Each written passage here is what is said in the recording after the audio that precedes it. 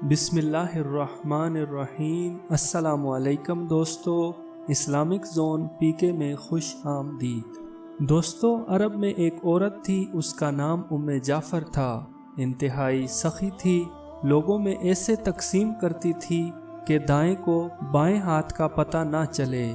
कुछ दिनों से वो एक रास्ते से गुजरने लगी। उस रास्ते पर दो अंधे बैठे होते। ये दोनों सदाएं लगाते।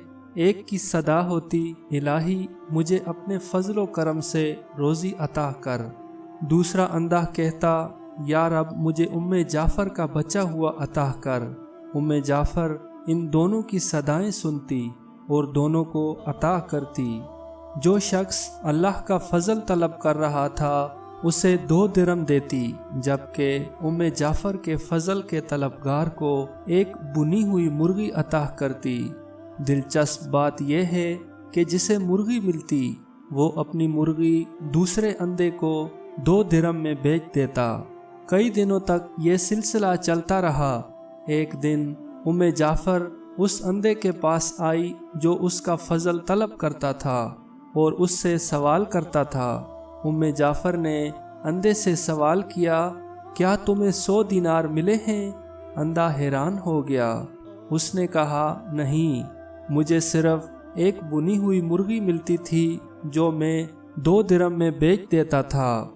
उम्मे जाफ़र ने कहा, जो अल्लाह का फजल तलब कर रहा था मैं उसे 2 दिरहम देती और तुम्हें बुनी हुई मुर्गी में 10 दीनार डालकर देती रही। अंधे ने अपना सर पीटना शुरू कर दिया। वो चीखने और चिल्लाने लगा, हाय मेरी कमबख्ती, काश मैं ऐसा ना करता, मैं मारा गया। उम्मे जाफ़र ने कहा, यकीनन अल्लाह का फजल तलब करने वाला कामयाब है और इंसानों के फजल का तलबगार महरूम है। इसलिए दोस्तों, हमें चाहिए कि हमें हर वक्त अपने अल्लाह ताला का तलबगार रहना चाहिए और उसी से हर चीज़ तलब करनी चाहिए, ना कि किसी और से। बेशक अल्लाह ताला हर चीज़ देने वाला कादिर है। उम्मीद करता हूँ दोस्तों आज की ये वीडियो आप लोगों को अच्छी लगी होगी। वीडियो अच्छी लगे तो इसको लाइक करें और अपने दोस्तों के साथ शेयर करें और मेरे चैनल को सब्सक्राइब करें। वीडियो देखने का बहुत शुक्रिया। अल्लाह हाफिज़।